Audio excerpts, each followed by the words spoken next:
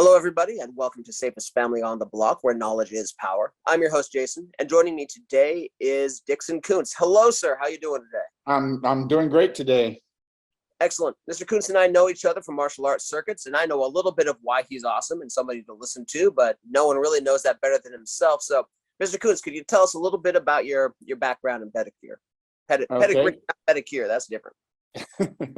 I've been in martial arts since the 70s, and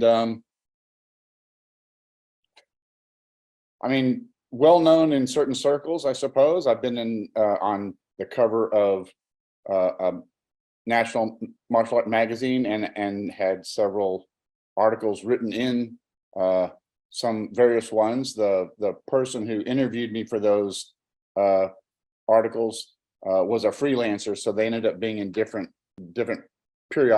martial art periodicals and stuff. So that's about my biggest claim to fame. But other than just being around and having a school for a number of years and training people in martial arts and offering self-defense courses and stuff for people who didn't want to actually get involved in martial arts but did want to be safe, those kind of things. And my instructor was actually the lead person at the Houston Police Department for a number of years, teaching defensive tactics. Excellent. So it's fair to say that you have a substantial amount of experience in martial arts, self-defense, although probably like most martial artists I know, the amount of self-defense scenarios we've actually used it in are minuscule, because ironically, the better we get at it, the less likely we are to get involved in that stuff. Absolutely. One of the things that is imperative in teaching self-defense to people is identifying potentially dangerous situations and then avoiding them at all costs. Yeah, absolutely. Yeah, I'm in my own martial arts journey, and I started training in martial arts in 1982. But I've, other than situations where I was being paid as a security person of one kind or another, Right. I used my self-defense skills exactly one time, and that actually involved a dog. And those stories are all over the place. But as you say, the situational awareness, the fact that after you've trained for a certain amount of time, the way you move actually deters bad guys, and all of that's a huge part of the martial arts experience that martial artists talk about, but often doesn't trickle down into the general public. No, it usually doesn't.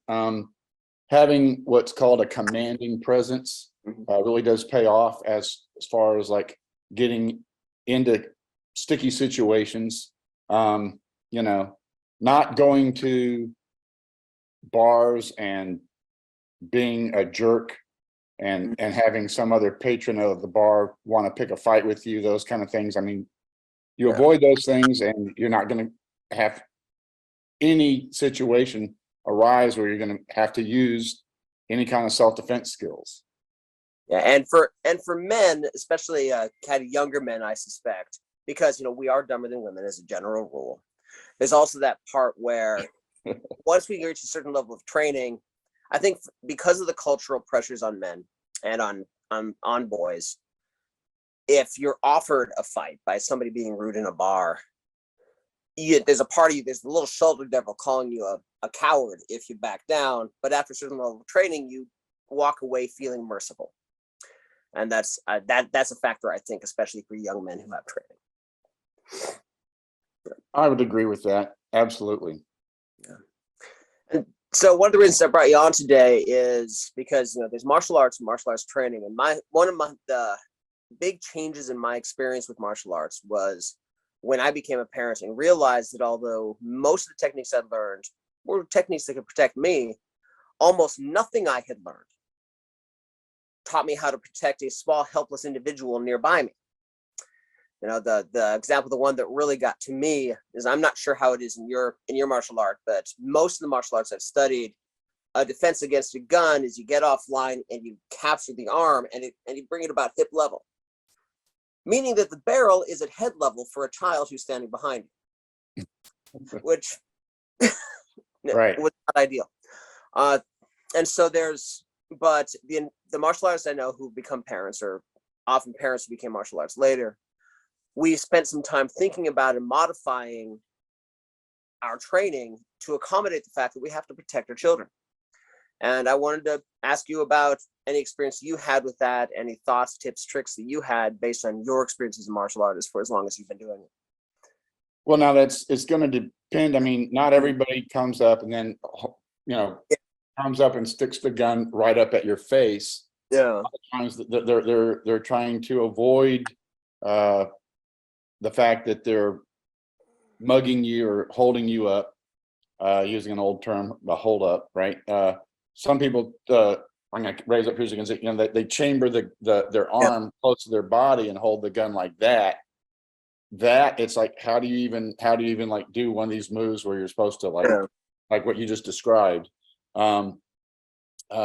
Because from there, if you're standing like a couple of feet away from somebody and demanding them to take off their jewelry and empty their pockets of their money, you can hold a handgun at your ribs, and even if you were going to not just use it as a threat, actually shoot them, you could blow a hole in their torso without having to really aim other than that. And so a lot of the self-defense situations against a gun, I've never really been happy with the way they're always taught and presented to people, because it's like in a real situation against a real thug, a lot of times they just don't hold the gun out up high at your head or your chest where you can do the type of maneuver where you can, like you said, pass it off the arm off to the side and try to grab a hold of their arm and take control of them that way.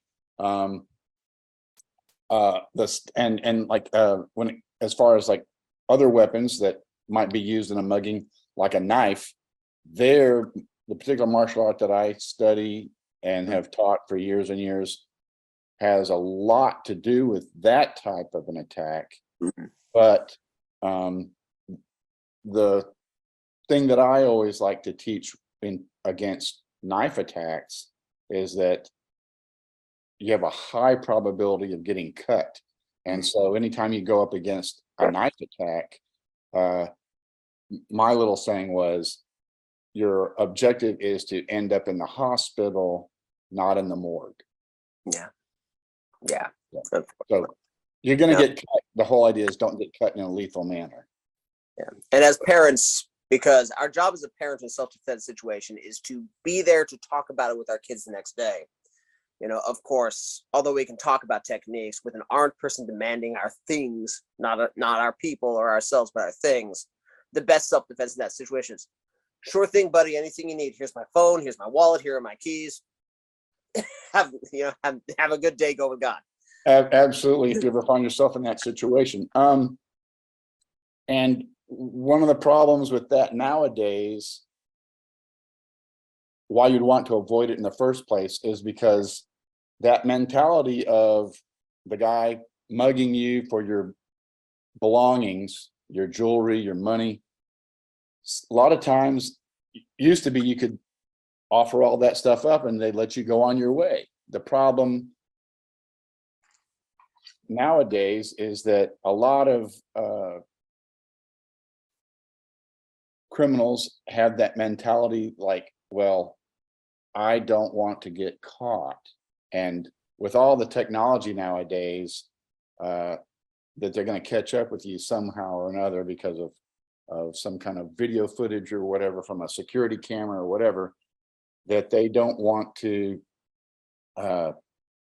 risk you even giving a description to the police sketch artist and all that kind of stuff. And so they figure, especially with gang mentality, they figure, okay, I'm going to rob you and then I'm going to kill you so that you can't report the robbery to the police. And so the days of being robbed and offering up your belongings to save yourself and walk away from the incident, sadly, those have decreased because of the way criminals have viewed their role in the whole criminal versus law-abiding people scenario. Yeah. And In addition to that, an early interview I did was with a woman who'd spent her career as a private investigator for a defense attorney. So she had spent a lot of time and had a lot of repetitions in seeing how crimes go down, seeing how criminals behave. One of the pieces of advice she gave is, if you are being robbed, there's a nearly 100% chance that the person will be full of adrenaline, and a very high chance that they will be under the influence of something. And so even if the person enters the encounter intending to let you go if you comply, one thing you want to do is say as little as possible and get it over with as quickly as possible, so you don't accidentally say some random thing that offends them. Absolutely. Because that's you get a 23-year-old kid who's in a life where they feel the need to rob somebody with a weapon, and they've got a little bit of cocaine in them, or they've got several beers in them. There's no telling how quickly you can trigger some emotional response in them that makes things go sideways very quickly. Right. They probably had a bad upbringing, choosing to be a criminal instead of law-abiding citizen. And probably having a bad day. And so More than likely. you add those two things together, it can get really ugly.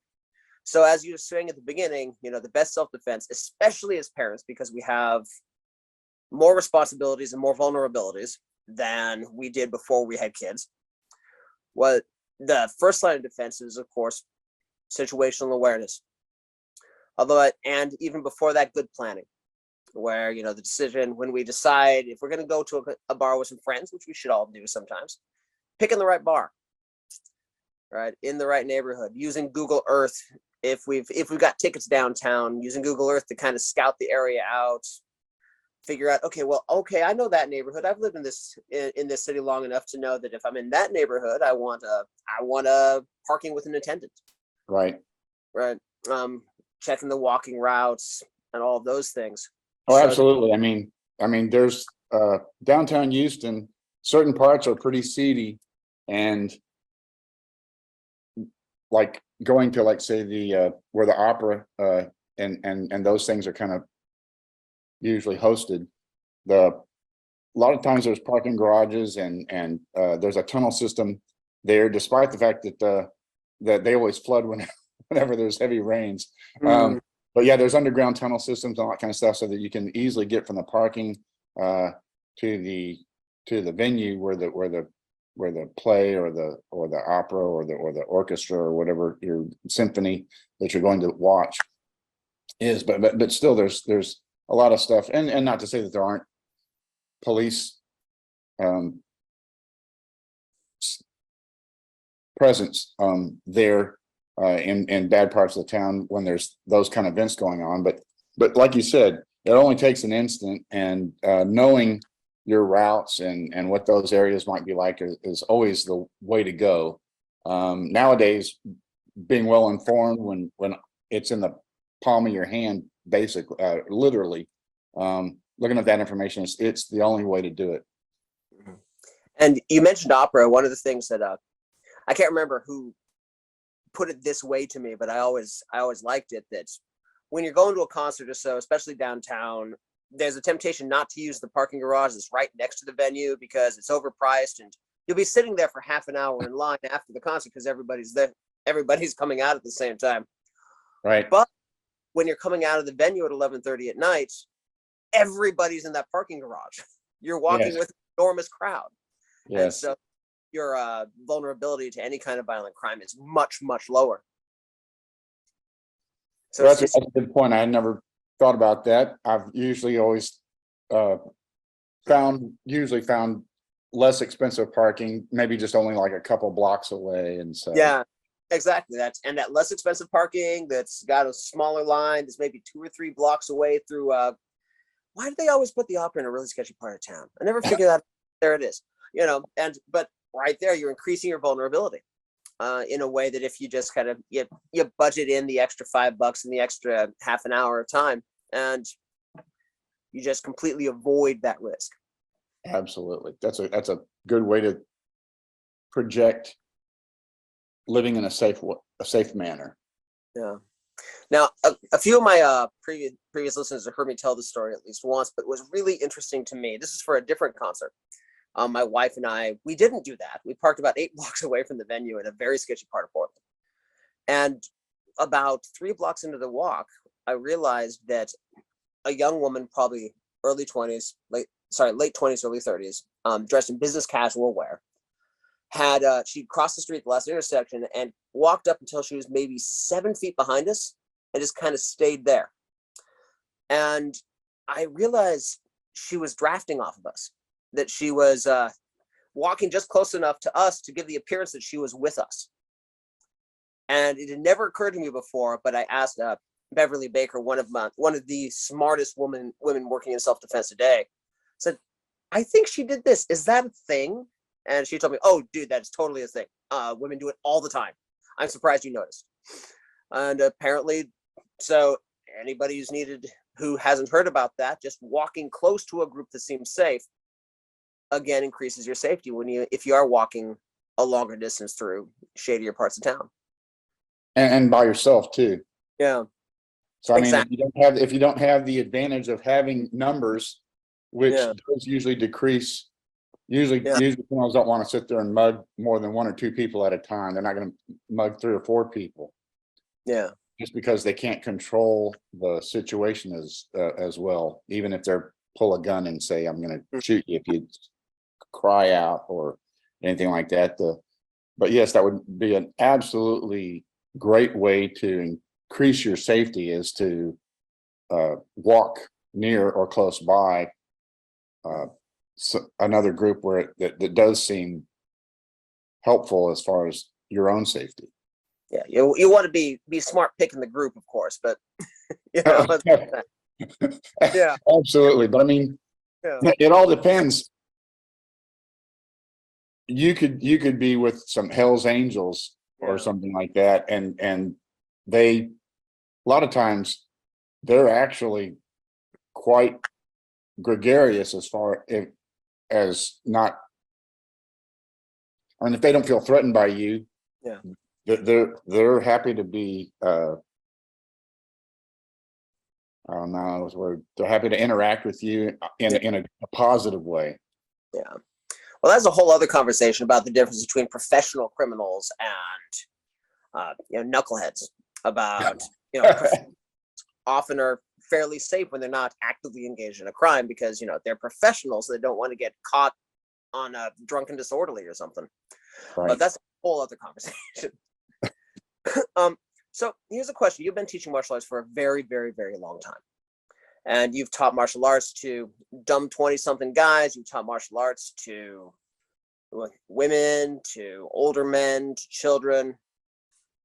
When you teach parents, especially new parents who are starting to really realize the weight of the responsibility that's just entered their lives, are there ways that you change how you teach, how you have the conversation? Are there tips and tricks that you share with these people who have a whole new self-defense milieu?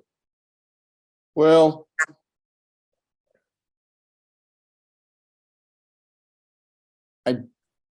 mainly the way I teach parents, typically I would have separate classes so that children were one type of class, adults were another type of class, and families were yet another class, where usually you might have the occasional adult that just wanted to get the extra time in, and depending on the schedule with the school, having different classes offered.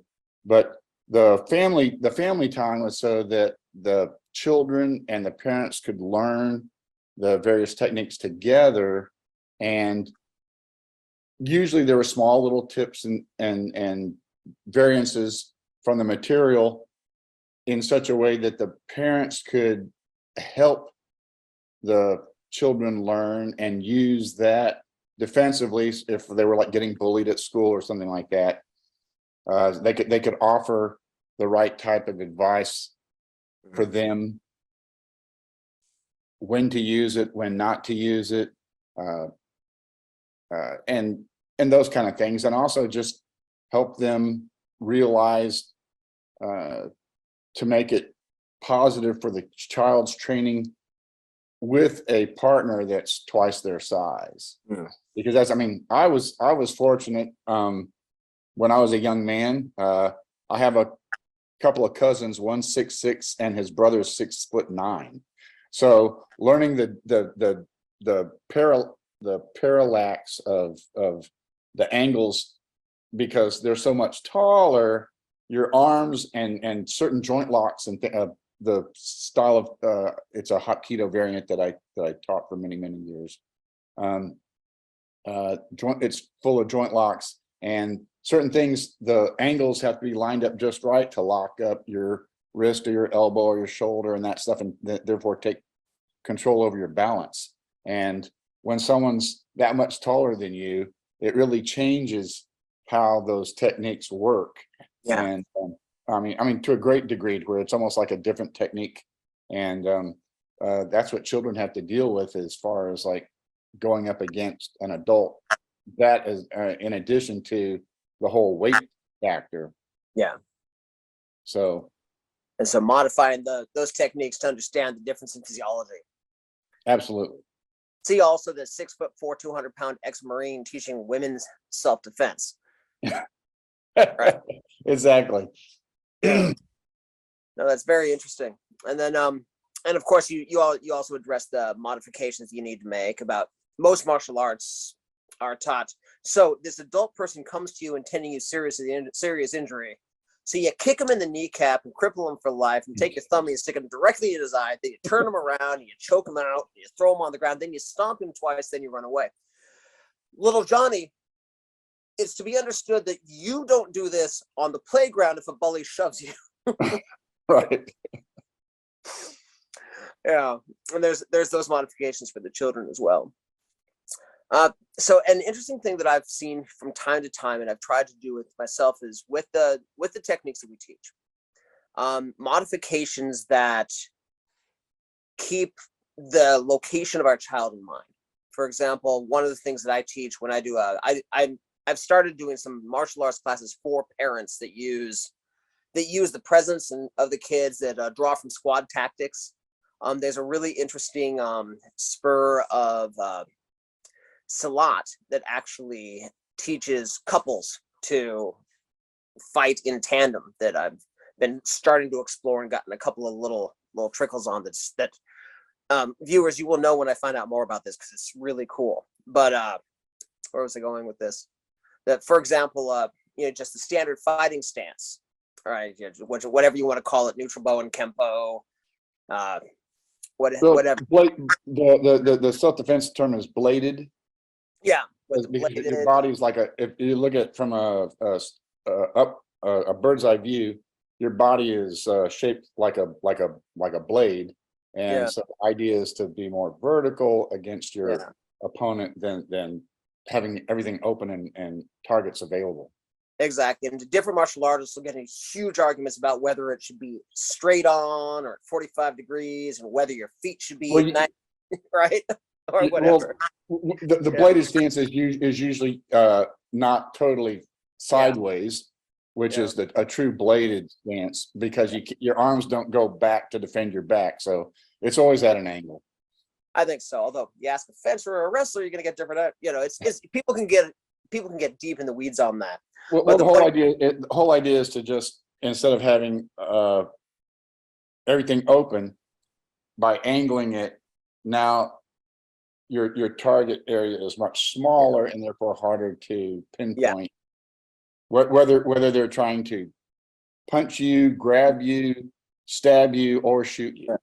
Yeah, you decrease the target profile, and then also with and so a glancing blow will slide off rather than make direct contact. Yeah, so the generic term for that is bladed stance. Yeah. So this is, like I said, I've been involved with police training. I was never a professional police trainer, but my instructor was, and so as a result, I often accompanied him to various seminars and teaching courses in the police training community. So, so like I said, one of my, like in my list of credentials, I mean, I haven't kept up my certification, but at one time I was, and that stuff doesn't really, the training doesn't really change. But Yeah. at one time I was certified to train police and this, that, and the other thing, know about like the expandable baton and all those kind of things. So that's just they try to make it as generic as possible. So like hitting center mass, all those kind of things that police learn when they dealing with criminals and all that kind of stuff. Yeah. That's But what yeah, they call like you said, but yeah, so some people, it's called a fighting stance or whatever. But yes, bladed stance. Yeah, but that bladed stance with your hands up to protect you.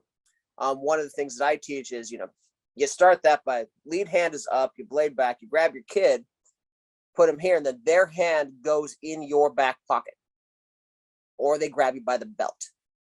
That way, you know exactly where they are. They can move with you. And then from there, there's the considerations, like maybe you point your butt towards the exit.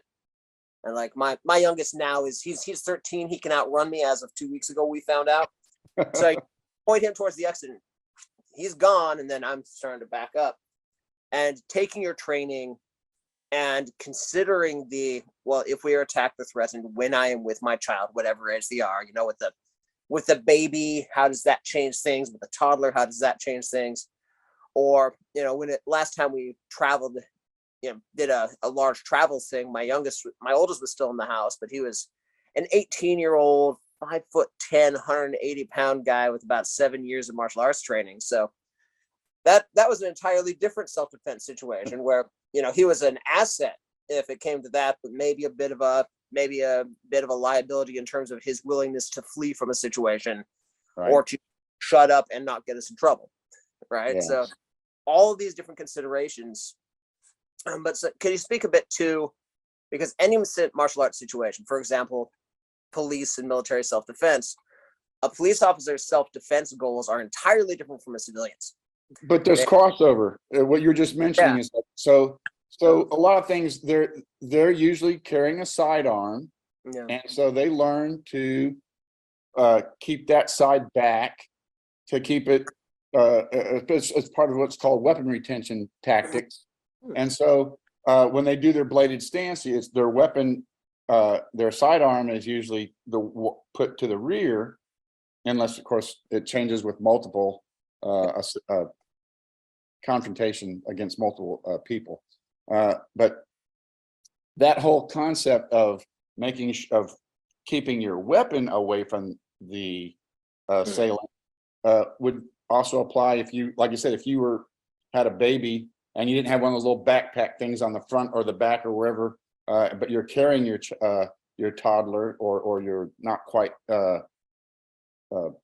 ambulatory child, you're carrying them on your hip like so many parents do, that would be natural to then do the same thing. That side goes back when you blade your body, that the child is behind, kind of somewhat behind you and away from the threat.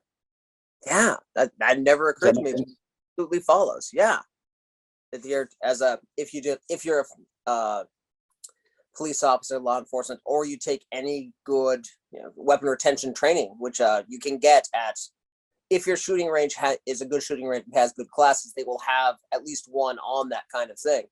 Yes. That directly applies. Never occurred to me, but yeah, absolutely.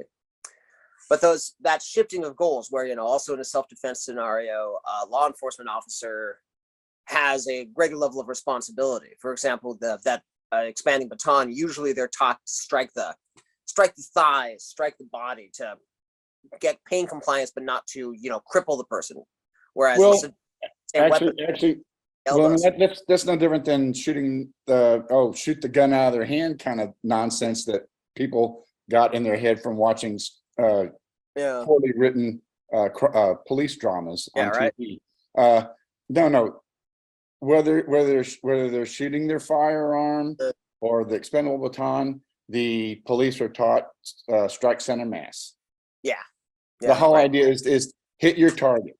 Yeah. And so like where people have seen that fall down happens to do with, like you said, not poor training, but probably not sufficient training. Interesting. That and an adrenaline dump, plus people not knowing the full story. But I know it's very old, but the Rodney King situation, what got filmed was 4 guys beating on them, but what they didn't know is that that was like at the end of like a 4-hour chase.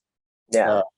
Where they've been chasing him in a car, and he'd stop and let them catch up to him, and then he'd run off again. But the 4 guys were so upset, and they didn't want him getting away anymore, so they were just not thinking about their baton training, but they were just beating him to try to beat him down to where he wouldn't move anymore. Yeah. And so, like I said, even the best trained people can not perform optimally. Yeah. People are human, and until we can somehow come up with law enforcement officers who are not human, there will be human error. And I think it's appropriate that our society is putting a little more accountability on them than they used to be. I think that's my attitude about politics on this show is everybody has their opinions, and I'm going to believe that they've earned theirs as deeply as I've earned mine, and we can just. Right. Well, I was just bringing that up to point out how even properly trained people can mess up. Yeah. But What's saying? You don't rise to the occasion, you falter your level of training. absolutely. And I think it was the adrenaline more than anything, because of how long that chase had gone on, as to why those cops failed. But I'm not going to go there. That's a very, very old thing, and it's pretty much resolved in the realm of politics and people talking about that particular event.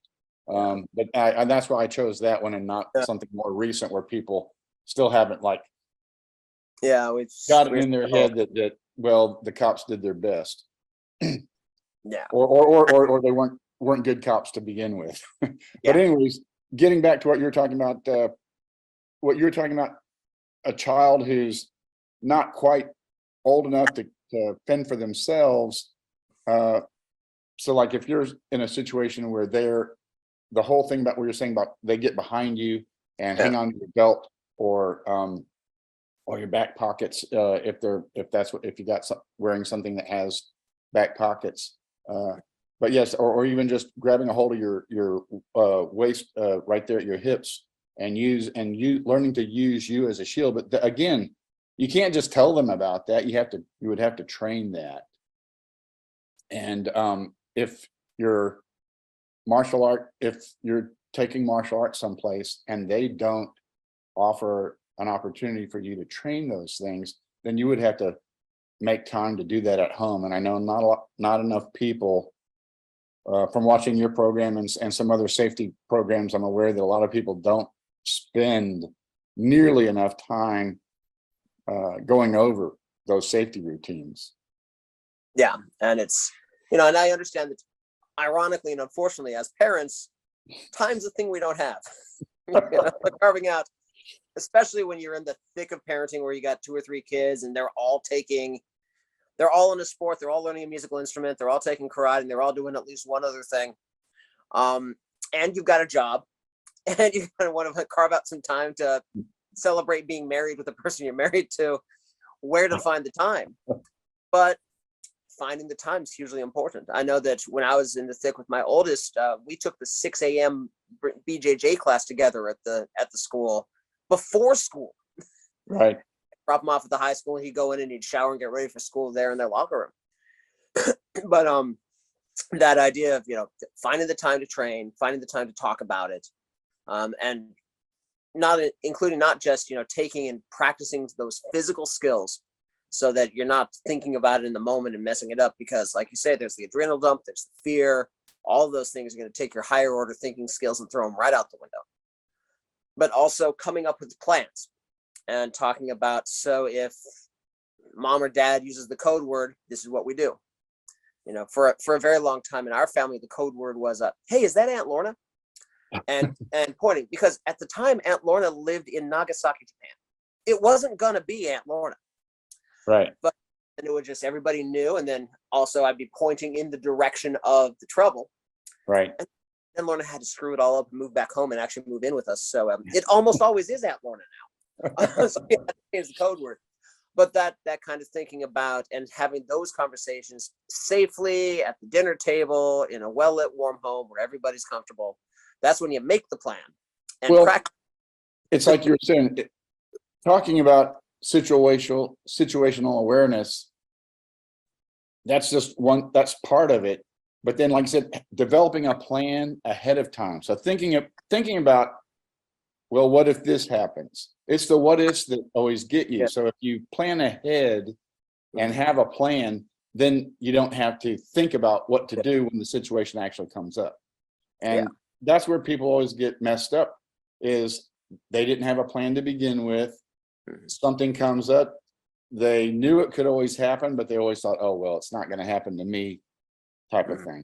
And that's where the bad stuff happens, because now you're in a scramble and you don't have time once it happens to then figure out what to do. If you've taken the time ahead of time, then it's like, well, at least you have that much accomplished. And it's like, okay, we'll follow the routine that we practice. Even if we didn't get enough practice, at least you have the plan in everybody's head and they kind of sort of know what to do. So your chances automatically go up by, 50 or however much percent. Yeah, and not only in that moment, if we don't do that planning ahead of time, we're not only having to think of a solution, we're having to communicate it to our husband and our wife with a time crunch, which sometimes means giving our spouse an order, which almost never goes well. It's like, all right. But so all of those things combine to mean that's very much like martial arts. What is martial arts training other than, well, if this thing happens, my body's going to do this thing. And we think about it ahead of time and we practice it 1,000 times. And then hopefully if things ever go sideways, our body does it almost automatically. Like I mentioned earlier, that thing with the dogs. I was in Malacca, Malaysia with a 4-year-old, my wife, and my oldest, who was 14. And we're walking down the street to go to dinner, and this pack of wild dogs came around the corner. Wow. I don't remember stepping between my oldest and my wife and the dogs, grabbing the 5-year-old, putting it on my shoulder, and picking up a rock. I don't remember doing that. But that was where I found myself when the pack of dogs just ran right on by us. But training to that point, that your body just kind of does it, and that's the hope. But we also need to train like that and think, well, with our family, if this, this stimulus equals this response, and then practicing it to the point that you don't remember doing it, that you're looking at the other end of the situation going, that all happened, is ideal. Absolutely. See also family fire drills, see also emergency planning, all of those things. No. It's, and I don't know, like I said, I don't have any children. But so I don't know if they still do fire drills in school. But I remember that was always a fun thing to do when I was in school, because they're like, hey, we get to interrupt class. Yeah. And go stand out on the parade grounds of the school for 20 minutes while we. Yeah. I remember just before the minute before my AP history test in junior high, the school had a fire alarm, and we're walking out, and one of my classmates says, well, I guess I owe the devil my soul now, don't I? But yeah, they have all manner of drills now, fire drills, earthquake drills, active shooter drills, unfortunately, with which is a whole other basket. Right. No, that's don't want to go there, but like I said, at least we share a friend who wrote the definitive book on active shooters and what to do about that. Yeah, that's Alan Burris, folks, and his book is excellent. And his episode is, I think, in season 3 of the show, and I do encourage any parent to check that out, because it's a very he is the go-to guy on active shooter and school shooting survival. Well, Dickson, thank you so much for coming on today. My pleasure. your time and your expertise. Before we go, what is a topic that you love talking about that people don't ask you about enough? It would probably be taking responsibility for your own safety. Mm. People just don't seem to ever get around to that. Being a martial art, I mean, most martial artists do, but non-martial artists don't. And there's a lot more non-martial artists than martial artists in the world. And we're fortunate enough to live in a time and in a place where if you choose to let society see to your safety, 97-98% of the time you're right. But that 2 or 3% of the time that you're not right, it's good to be able to be willing to take that responsibility and to have the training necessary to fulfill that responsibility. Absolutely. Very good. Well, again, thank you very much, sir, for coming on today. Thank you, everybody, for watching. We'll put some links where you can find Mr. Kunz's work down below. Oh, yeah. Oh, I completely forgot. Where are you teaching now? I'm semi-retired, so I'm only teaching at seminars and things like that that take random martial art instruction rather than the people that hosting it. They have guest presenters and things like that. So that's about the only way that I'm doing that and private instruction. Okay. Which Well, currently I don't have any private lesson students. Yeah, since COVID, that whole part of the industry has gotten really weird, and I think it certainly has. Yeah, but we'll leave some links where you can find out where Mr. Kunz is going to be next, and hopefully, if he's in your area, I really recommend dropping in because it's the man is a font of knowledge. But thank you very much for coming on. Thank you everybody for being here. Stay safe. We'll see you next time.